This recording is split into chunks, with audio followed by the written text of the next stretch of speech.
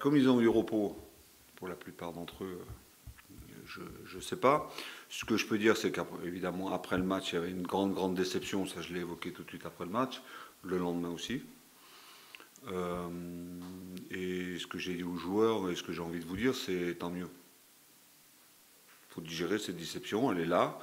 On aurait voulu jouer une finale demain, ça ne va pas être le cas, donc il y a effectivement une grande déception. Après, l'objectif, c'est, il y en a deux. D'abord, il y a un dernier match à jouer, donc je tiens à ce que celui-là, on ne le galvaude pas, qu'on le joue.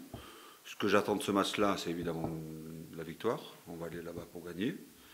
Et puis ce que j'attends surtout en termes d'attitude et de comportement, c'est qu'on soit dans la lignée de ce qu'on a produit toute cette saison.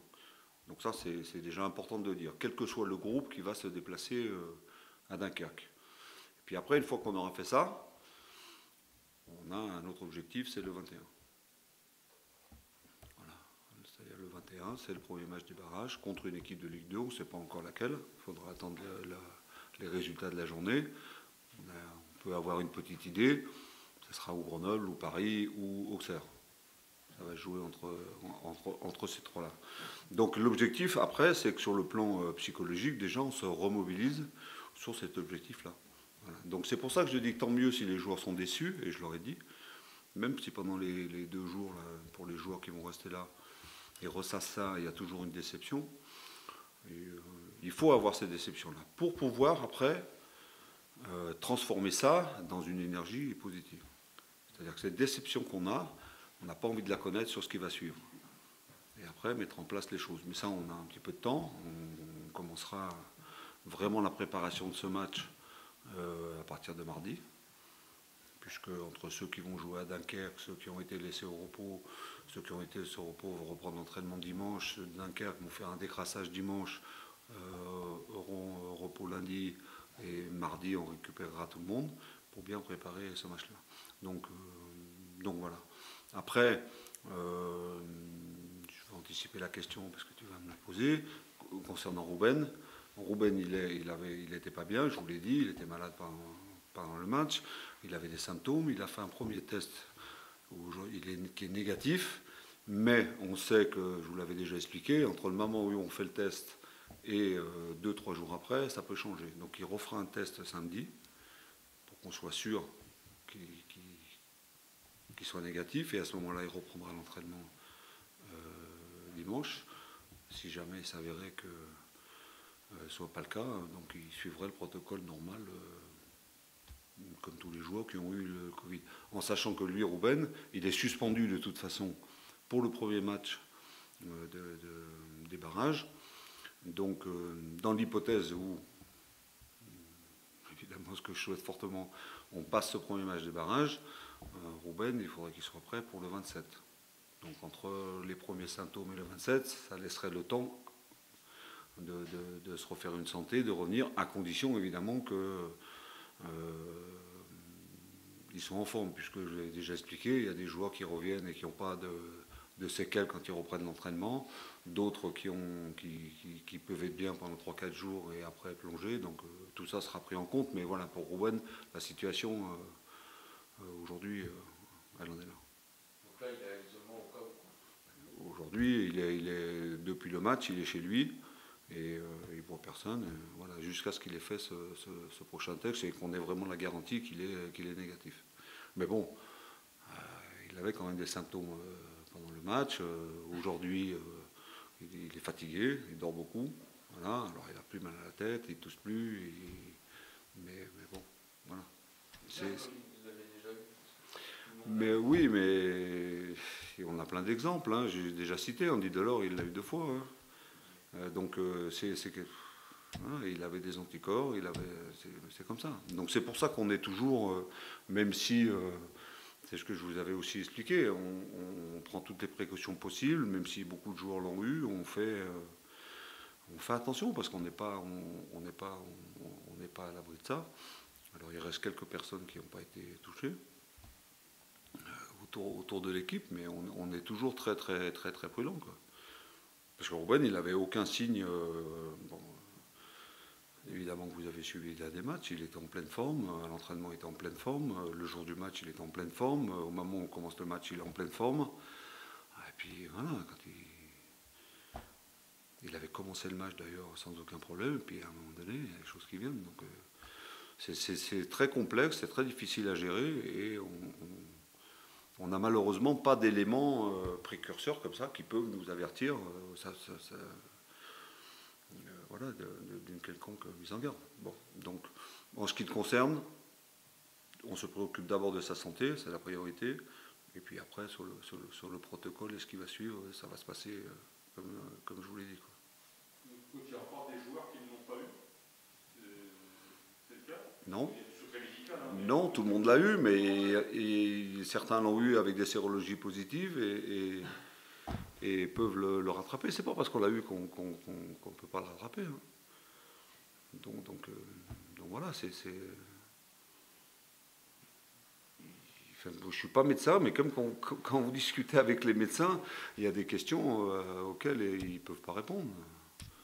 Il y a des gens qui l'attrapent 2 fois. Et puis après, ce qu'il faut dire, c'est que, je ne suis pas un spécialiste, mais nous, c'est le variant anglais. Quoi. Donc il est très... je ne veux pas dire qu'on n'a pas beaucoup d'éléments là-dessus, mais il est très contaminant. Donc voilà, c'est ce qui a fait que tout le monde l'a. Une fois que c'est parti, tout le monde l'a. Hein. Le point positif, c'est que vous avez quand même beaucoup progressé en médecine cette année. Quoi. Pardon ? Le point positif, c'est que vous avez beaucoup progressé en médecine cette année. Écoutez, c'est pas le but, hein, non, mais après, toute expérience dans la vie est bonne à prendre, mais voilà, mais après, ça fait partie des choses.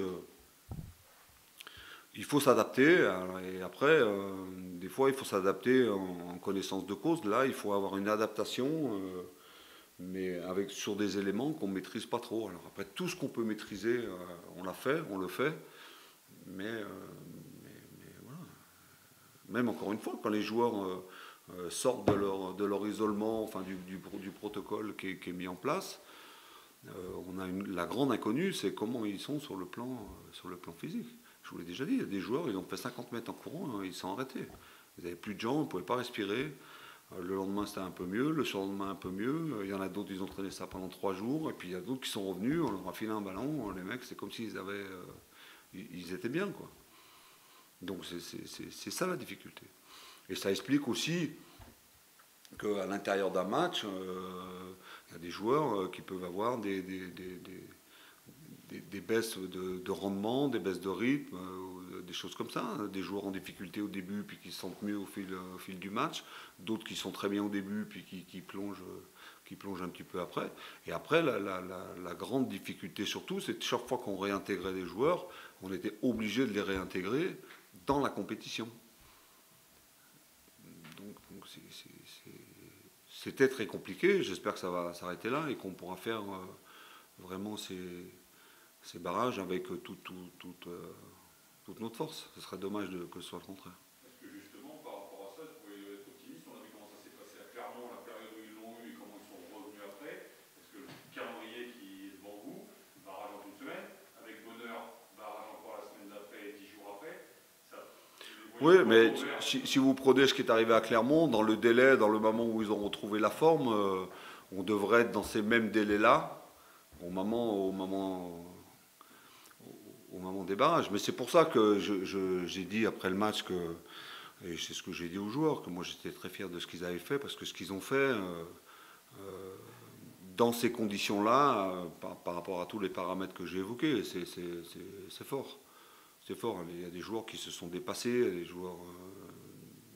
bon, donc voilà, donc c'est pour ça que j'espère que après ce match de Dunkerque, on a quand même du temps, on a pratiquement une semaine pleine jusqu'au premier match des barrages. Si on passe ce match des barrages, on a encore une semaine avant de jouer l'autre match, enfin, à quelque chose près, mais on va sortir de ce rythme de jouer tous les 3 jours. Parce que c'est ce qui a été très pénalisant, c'est ça, le match qu'on a joué contre Pau, c'était le 4e en 11 jours. Donc après, les joueurs, avec toute la bonne volonté qu'ils ont, ce sont des hommes, des êtres humains, et ils peuvent... on n'a pas de... J'ai pas de recette miracle, on n'a pas de potion magique, on n'a pas de...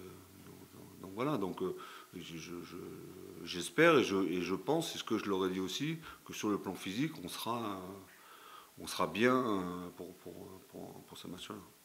Justement, enfin, je peux envoyer votre protocole, parce que tout à l'heure en ce moment, mais comment on fait pour leur refaire la cerise physiquement en une semaine à ce moment-là de la saison?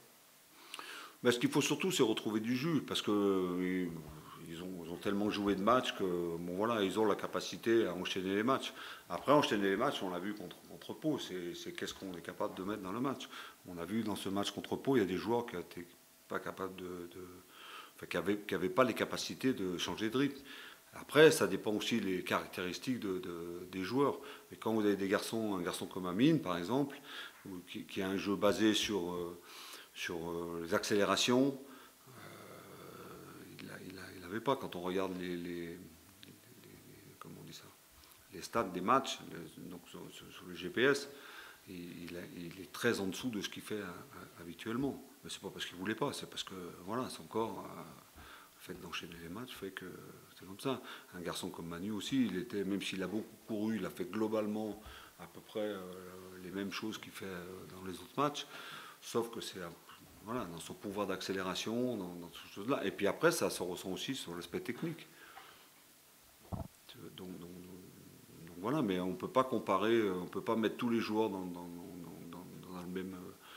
la même analyse parce qu'ils ont tous des caractéristiques différentes. Je ne peux pas comparer Amine et Branco, je ne peux pas comparer Brett et Branco, Singh, Manu, voilà, donc chacun. Voilà, un garçon comme Sting, par exemple, qui est plutôt un garçon qui fait vivre le ballon, mais c'est pas lui dans ses accélérations qui. Donc, je dirais que, je ne vais pas dire que ça se voit moins, mais il est moins impacté dans son jeu par rapport à ça.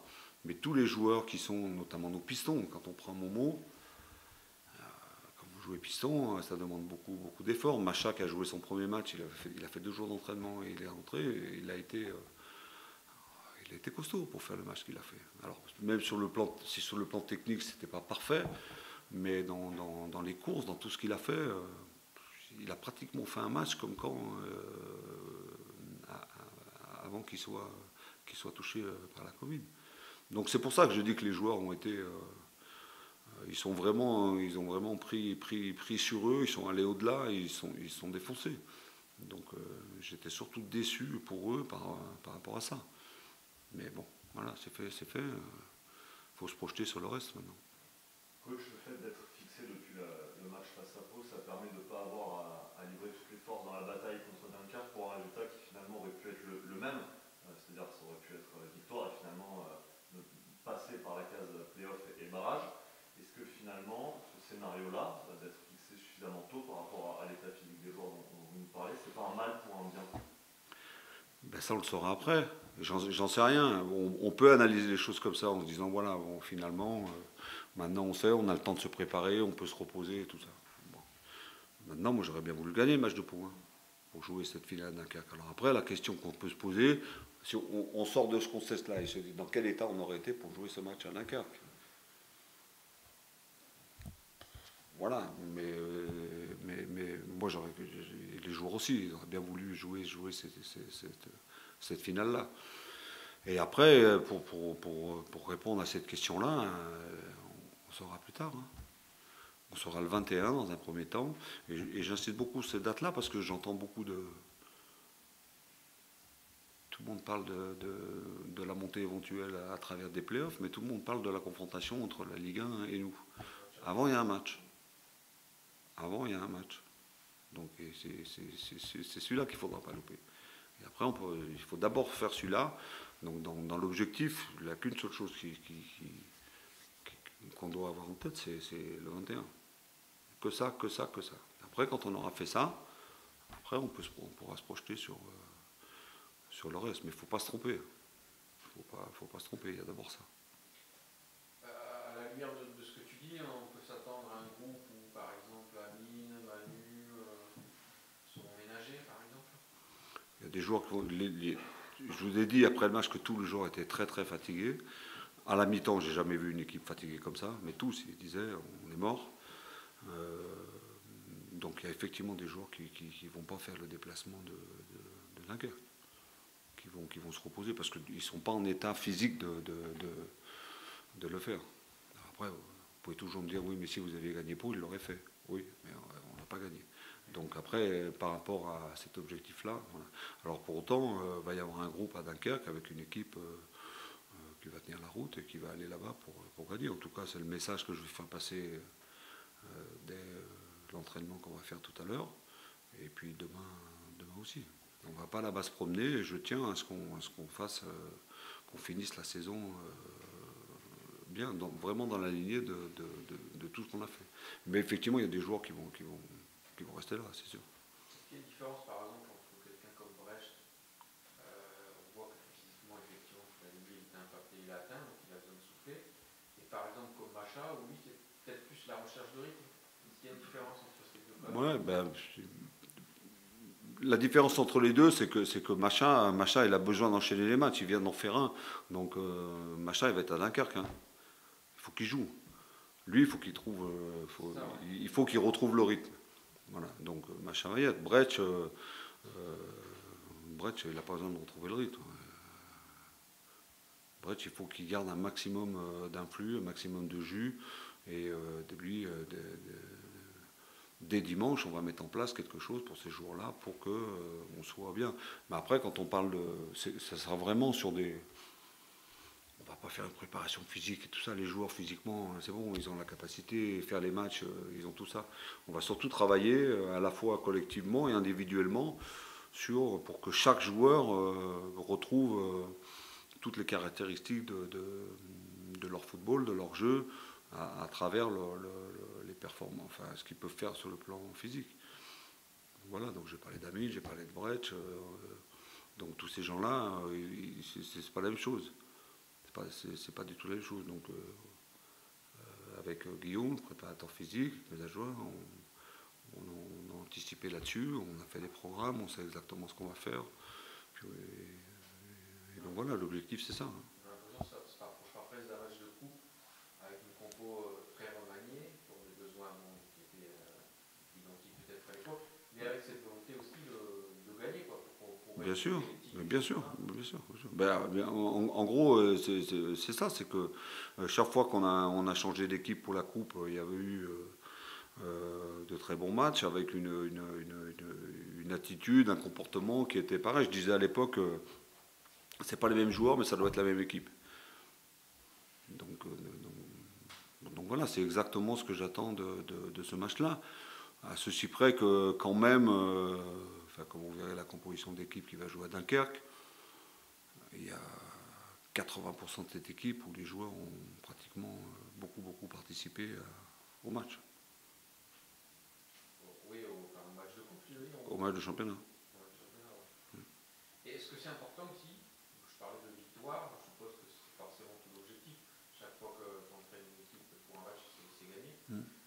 C'est important de finir sur non seulement l'exercice régulier sur une bonne note, mais pour aussi, même si ce ne sera pas la même équipe forcément pour les playoffs, magasiner de la confiance aussi. Tu restes bien sûr, bien sûr. Pas de te relancer, mais de conforter un peu tes certitudes. Non, mais c'est très important, c'est même primordial. C'est même primordial. Et je veux qu'on reste sur cette dynamique-là. Parce que si on va là-bas et qu'on fait un match catastrophique et puis qu'on prend une tôle, forcément, ça va marquer les esprits. Mais c'est pas ça. Il faut je vous l'ai dit, à partir de la déception, recréer une dynamique et la transformer, cette déception, en quelque chose de positif pour aller gagner ces barrages-là. Donc ça, c'est vrai pour les joueurs qui vont rester là. Mais pour ceux qui vont jouer, il faut l'entretenir, cette dynamique. Donc c'est évidemment. Mais de toute façon, ce groupe, même si il y a quelques matchs où on est passé à côté complètement, il n'y en a qu'un, pour moi c'est un Niort, mais ils ont tout le temps répondu présent dans l'attitude.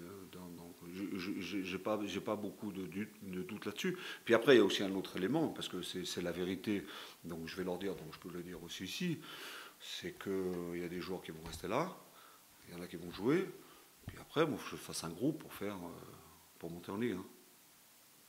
Pour jouer les barrages le 21, pour gagner ce match-là, et puis après pour jouer les autres. Donc je ne veux pas dire que c'est un match aussi de sélection, mais il faut que je sache aussi sur qui je peux compter. Hein.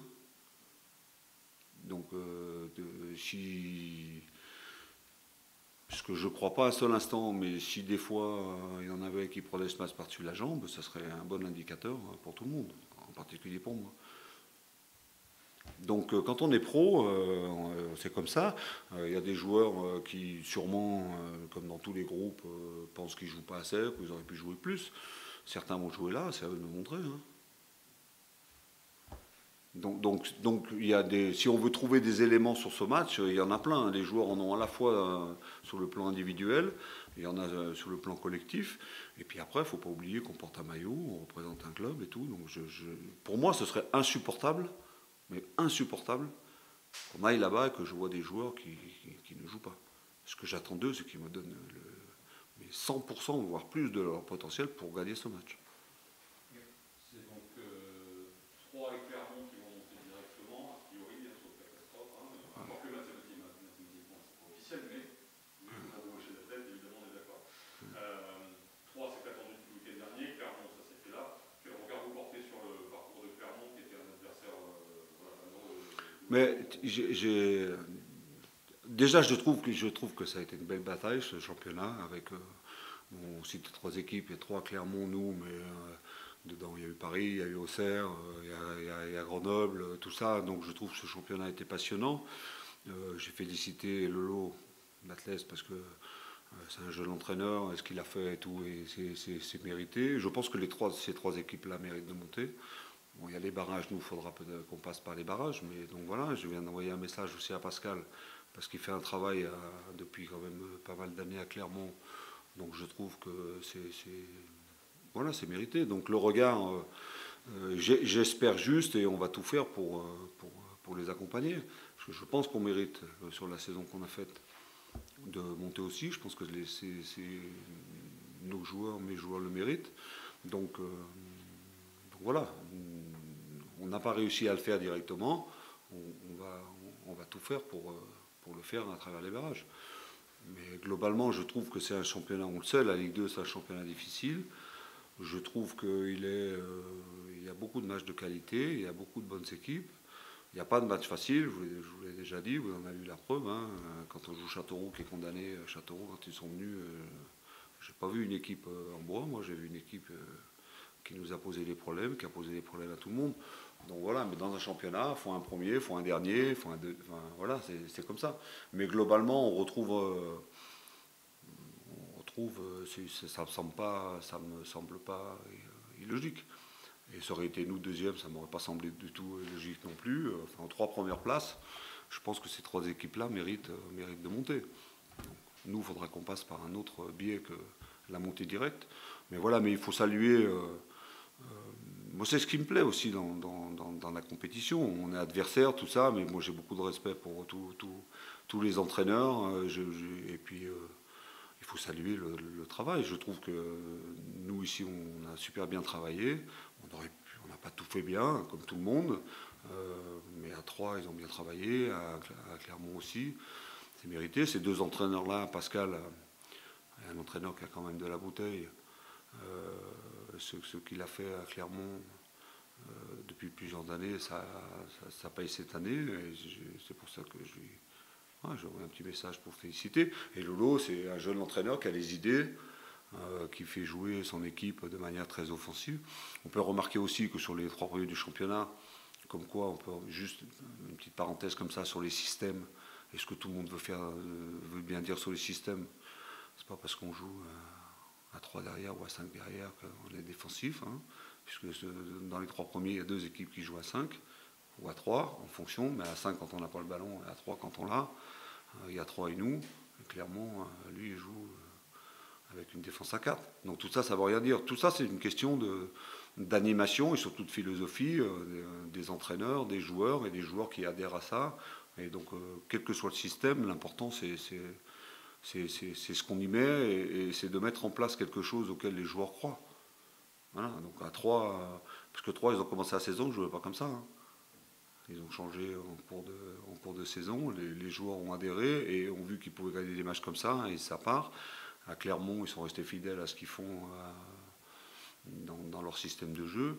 Et nous, on a eu aussi des résultats et marqué beaucoup de buts. dans ce système-là, parce que les joueurs se sentent bien dans ce système. Donc tout ça, ça ne veut rien dire, mais à l'arrivée, quand les gens travaillent bien, quand vous avez des joueurs qui adhèrent, et quand vous avez surtout des groupes plus que des équipes, un collectif. Parce que quand on regarde ces équipes-là, il n'y a pas des individualités qui font gagner les matchs à eux tout seuls. Nous, c'est pareil. Nous, notre force, c'est le groupe. À l'intérieur, il y a des bons joueurs. À 3, c'est pareil, c'est le collectif. À l'intérieur, il y a un ou deux joueurs qui sont prépondérants dans l'animation du système. À Clermont, c'est pareil. Donc, moi, je suis plutôt content de ça. Juste une chose, vous avez souligné le fait qu'il y aura un barrage à jouer avant éventuellement de se projeter sur le Ligue 1, Ligue 2. Vous allez regarder avec attention quand même les 2 dernières journées de Ligue 1, j'imagine. Mais on travaille sur tout. On travaille sur le possible adversaire en Ligue 2, en sachant que bon, on les a rencontrés, donc on a beaucoup d'éléments et que de toute façon, si on joue Grenoble, on sait comment joue Grenoble et ils ne vont pas nous inventer un truc pour venir ici, parce que Philippe Berger, il est fidèle à ses principes et donc il ne va pas changer. Si on joue Paris, on connaît les forces et les faiblesses de Paris, si c'est Auxerre aussi, donc voilà, mais ça ne veut pas dire qu'on va pas... On va retravailler sur ces équipes-là, mais on a quand même beaucoup d'éléments. Et puis aussi, évidemment que sur la Ligue 1, on travaille aussi. Alors la Ligue 1, c'est un petit peu plus compliqué parce qu'il y a 15 jours, on travaillait sur 2 équipes. Aujourd'hui, ces 2 équipes-là, il y en a une pour moi qui va se sauver. Et puis, il y a quand même beaucoup de possibilités, il y en a plusieurs. Il y a au moins 4-5 équipes qu'il faut regarder, et il reste 2 journées. Donc voilà, mais après on fait le boulot, on est prêt, mais voilà, dans un premier temps, je parle souvent de l'investissement au club, de la participation de tous. Il y a des gens dans le club qui travaillent depuis pas mal de temps sur ça, dans l'hypothèse même si moi devant vous... avant qu'on ait la certitude qu'on allait faire les barrages, j'ai jamais imaginé autre chose qu'on puisse monter directement et jouer cette finale sur la dernière journée de Dunkerque. Mais il faut bien anticiper tout ce qui est possible et c'est ce qu'on a fait. Mais avec les joueurs, on prend les objectifs les uns après les autres. On avait cet objectif-là, on n'a pas battu Pau, donc on sait que maintenant... On a une autre possibilité de monter, c'est les barrages. Et dans ces barrages, il y a d'abord le barrage de Ligue 2 contre le vainqueur du 4e contre le 5e. Et il faudra d'abord gagner celui-là et se concentrer que sur celui-là et pas commencer à envisager... voilà. Puis quand ça sera fini, après on pourra se projeter sur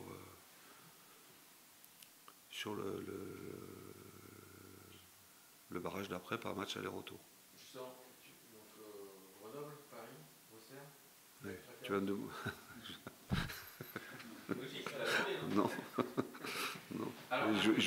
Non, mais je veux même pas y penser. Ça veut dire quoi une préférence? Ça veut dire que je pense que celui-là est plus abordable ou plus faible. Ça sera un match terrible. Quelle que soit l'équipe, ça sera terrible. Puis je dis pas ça pour nous, mais tous ces matchs-là, T'as déjà joué des joueurs des barrages ou entraîneurs? T'as fait des barrages?